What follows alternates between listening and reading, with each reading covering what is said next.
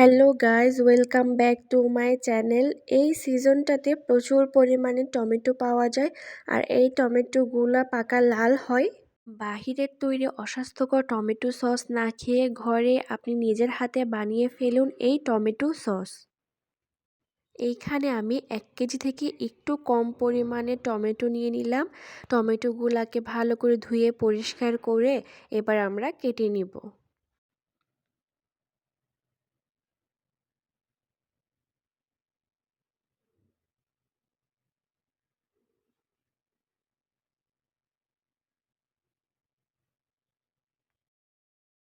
আমার সবগুলা টমেটো কাটা শেষ।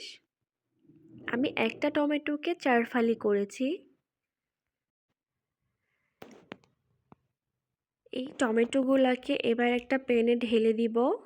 এই টমেটোগুলার সাথে আমরা আরও অ্যাড করব 2 কোয়া রসুন, 2 পিস আদা, 5টা শুকনা মরিচ, 3টা লং, 2টো এলাচি আর ছোট্ট একটা পেঁয়াজ কুচি। এগুলা দিয়ে হাফ কাপ পরিমাণ পানি অ্যাড করব আমরা। এখন চুলায় বসিয়ে চুলার আঁচ জ্বালিয়ে দিয়ে ঢাকনা দিয়ে ঢেকে 5 মিনিটের মতো সেদ্ধ করে নিব। 5 মিনিট পরে দেখতে পারছেন যে অনেক পরিমাণ পানি উঠে গিয়েছে। এই পানিটা দিয়েই টমেটোগুলাকে সিদ্ধ করব আরও 5 মিনিট।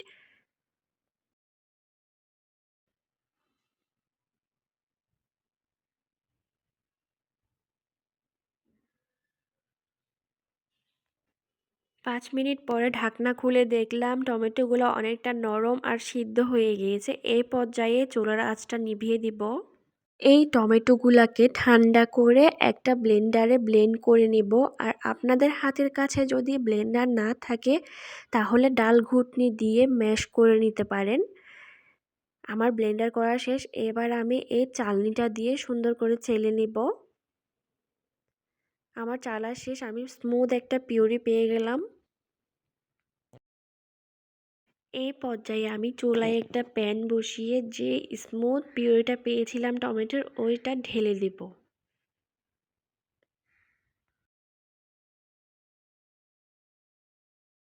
এই পিউরিটাকে কিছুক্ষণ ভালো করে নেড়ে চেড়ে নিব। এই পর্যায়ে আমরা অ্যাড করব হাফ কাপ পরিমাণে চিনি। চিনিটা আপনারা বাড়িয়ে কমিয়ে নিতে পারেন যার যার স্বাদ অনুযায়ী। চিনিটা দেওয়ার পরে আমরা ভালো করে চিনির মিশ্রণটাকে আর টমেটোর পেস্টটাকে ভালো করে মিশিয়ে নিব।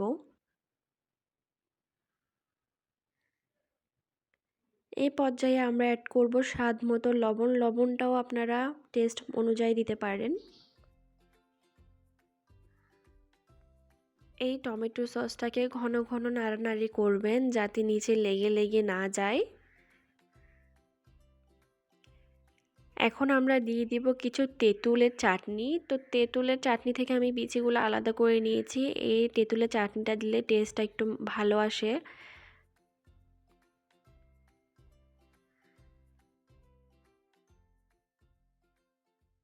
তেঁতুলের চাটনিটা দেওয়ার পরে ভালো করে নেড়ে চেড়ে নিব যাতে সব জায়গায় মিশে যায়।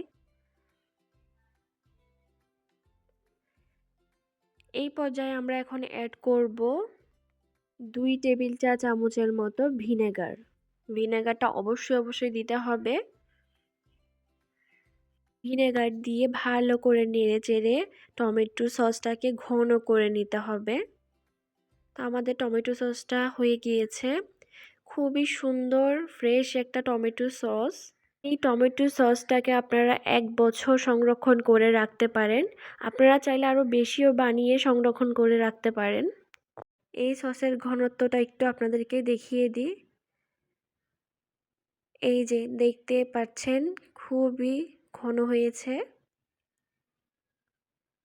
আর টেস্টটা খুবই দারুণ এসেছে। এই টমেটো সসটা যে কোনো নাস্তার সাথে খুবই দারুণ লাগবে। তো আমার চ্যানেলের পাশে থাকবেন, আমার চ্যানেলটি সাবস্ক্রাইব করে দিবেন।